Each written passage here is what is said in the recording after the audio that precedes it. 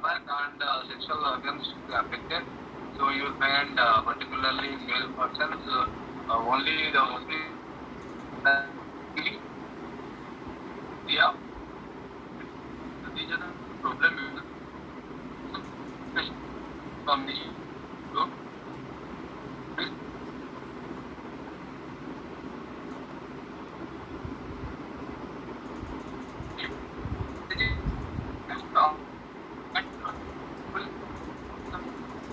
So sorry. Whenever patient, this type of patient will come, you will observe first the scar mark. Scar mark definitely it will be limited to the medial thigh and the sexual organ area.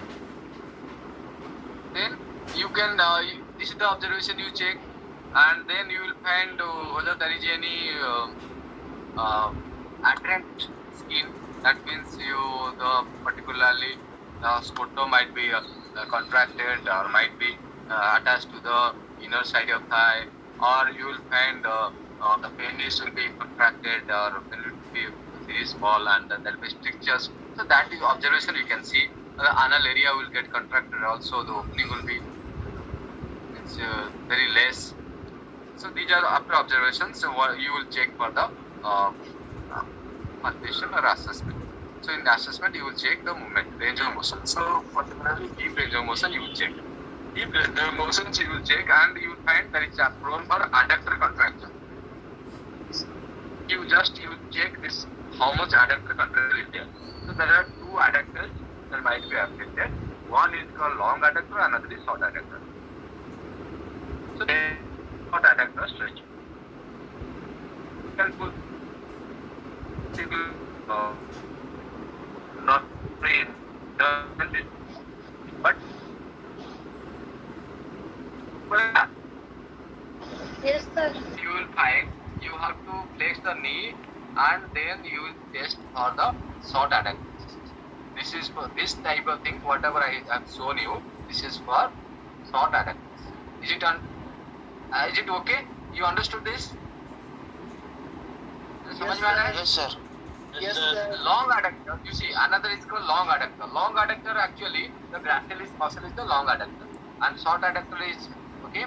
Gracilis muscle is the long adductor and two joint muscles. So to test long adductor or two joint muscles like gracilis, what you do, you should be strengthened, and you just do the adduction. So this way you can also test for whether gracilis is tight or not.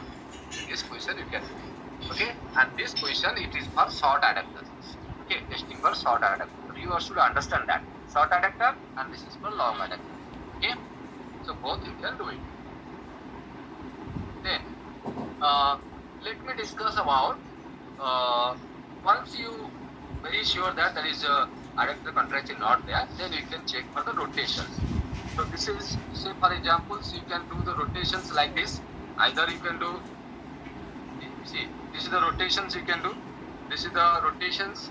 This is for internal rotations and this is for external rotations of hip joint. So okay, so it is coming towards your belly. That is external rotations. Away from your belly, the knee joints. It is the internal rotations. You check whether it is affected or not. You compare with the peers of that age group. If both sides is affected and if one side is affected, you can compare with the other side. Okay. Understood? So internal rotation and external rotation you can check. Then hip flexor contracture also you can check. What you will do, that is called modified Thomas test. In this, you just flex one leg, and check the. You put your hand back of the lumbar spine, and you bend up to that much position when the lumbar lordosis is obliterated. So that has to be checked by your hand, putting your hand. Once you find the lumbar lordosis is obliterated by flexing this knee, opposite side of the limb, actually opposite side of limb you will check the whether it is a contracted position or not. If it is flexing like this, that means you have to measure from the horizontal line of the bed to this range. This is your flexion range contracture levels. Okay.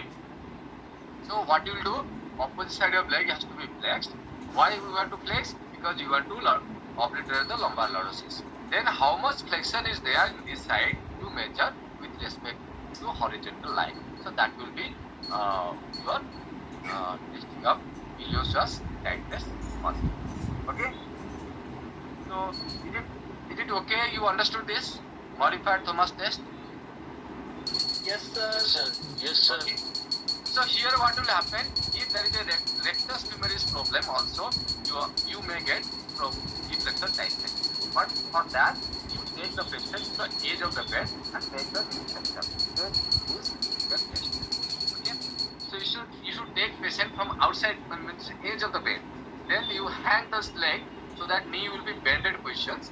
Then you can do it this test. Okay. So that is the modified Thomas test. So after this, before that you should measure the range of motions of hip joints by goniometry, both flexion, extension, abduction, rotations, and infield. Then you can go for the muscle testing of the particularly these muscles. If there is a nerve injury, you are expecting the nerve injury, you can test the muscle power of the respective muscle. Not only hip joint muscles, you can also include knee joints and ankle joint also. Okay, even upper limb also, and it should be normal, because if it is only affect this area, it should be normal. Upper limb and trunk will be normal, and knee and ankle will be normal. Then you can go for sensation checking. Pain sensations means touch, pain, that sensation you will check. Then you can check for the temperature also, right, over the scar area and other area also. So that will give an idea whether nerve injury is there. Suppose this area is affected, you can expect of affection of the obturator nerves, okay, or femoral nerves. Okay. But sciatic nerve is going backside of the thigh, so there is less chance of the affection of the backside of thigh. If backside of thigh is involvement, you can experience there might be affected of sciatic nerve. So you can assess for the sensation of the whole limb. So you will find mostly this area will be affected. Sensation about this area will be affected. So that will give an idea that nerve injury is there. So muscle power you may get weak. Otherwise, if sensation is not affected, if muscle power is weak, it could be because of tissues atrophy. It will not be that much reduced. It will be either 3 or 4. Okay. So if this area is getting contracted, okay, so what will happen? You will find there might be difficulty in bending the knee joint. So that's why you will test the knee range of motions, okay, because it will be like this, okay. So there will be difficulty of finding the bending of the knee joint. Okay, that's why you have to measure the range of motion of the knee. So it will affected here. So these are things you will do. So what is the function you will find? So the major problem that you will find is the urination. Urination or hygiene also will problem, because if both hip joint will contracted, you will find little space over your perineal regions. So to complete your hygiene activities is always difficult. So that's the reason why the patient will face the problem this. Particularly hygiene problem will be there. Then you will find if this area is getting contracted also, so you will find other complications will arise. And if the anal area is getting contracted or opening is not there, so surgical intervention lateral or plastic surgery lateral might be required. Okay. So these are the assessment, particularly functional assessment you will do whether patient will going to urination or not. While doing urination, what are the problem patient is facing? Then you can ask patients how patient is, whether patient is able to sit or not. What are the whether patient is able to cross, sitting cross leg, having any difficulties or not. Then you should ask the patients whether, particularly whenever he is going to the comfort for the latrine, and whether he is comfortable with doing the Indian style comfort or not, because this problem, because of contractors, that there might be the problem.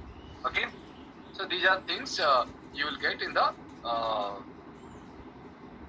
particularly groin ball. So what management you will do? So practically I am discussing what are the management you will do. So let me discuss about that.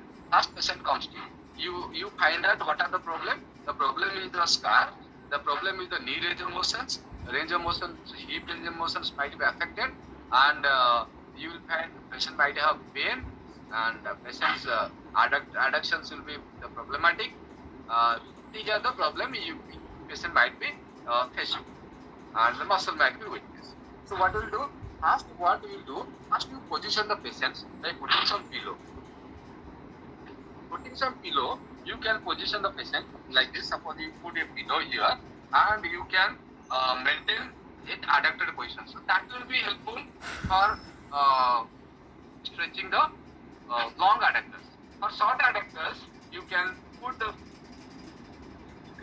leg like this, and you can maintain this position also for sometimes. That will help for stretching the short adductor also. And you check if the knee range of motion is there. Earlier patient, when patient is taking the medications, you just do for the active range of motions. Ask patients to do the active range of motions.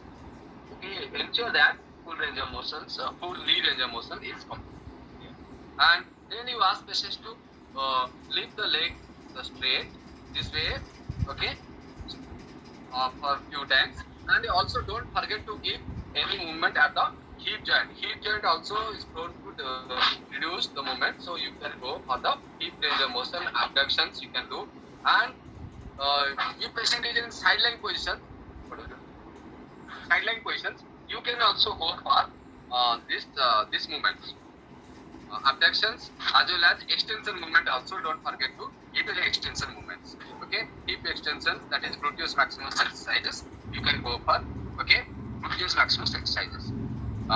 If patient is prone lying is allowed, okay, you can go for gluteus maximus exercises. Along with that, in supine position, you can add another exercises. So you can give these exercises also, particularly. Okay, so this movement also bridging exercises you can do it. Bridging exercises only will helpful for clearance of the hygienic activities in initial stage. Second point is it will improve the strength of gluteus maximus and lower part of the trunk extensor muscles also will be strengthened by using the bridging exercise. You can go for the bilateral bridging exercises, or you can go for the single unilateral bridging also. You can do like this. You can this way also you can do. So that will helpful. This is a progressions bilateral to single unilateral. That you can do it. Okay. So after this, you can also, because here there will be no respiratory problem, but you can give breathing exercises. At same time, you can ask patients to sit with the cross leg. Cross leg. So this position also you can adapt so that it will stress the adductor muscles and it will increase the external rotation of hip joint also. So these positions you can also encourage. At same times, you can also encourage squatting to sitting, squatting to standing, or sitting to standing. So this position is also possible. This so this position also you will encourage so that it will maintain the range of motion, and also it will improve the gluteus medius and gluteus maximus muscle power. Okay, right. So these are things you can go for, and other exercises also will continue. So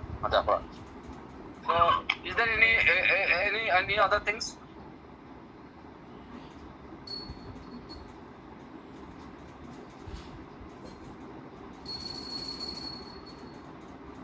Hello?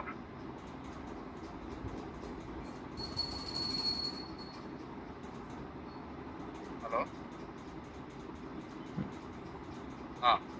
Just let me discuss. Okay. Is there anything you want to ask? Hello? Hello? Hello? अरे सुना जाओ ना नहीं मुझे copy चलती Yes, sir. सुना गला कि नहीं Yes, sir. Hello Yes, sir. सुना जाओ नहीं ना सुना जाओ जी Sir, Subuchi. any doubt on this? Sir. Is it doubt ଅଛି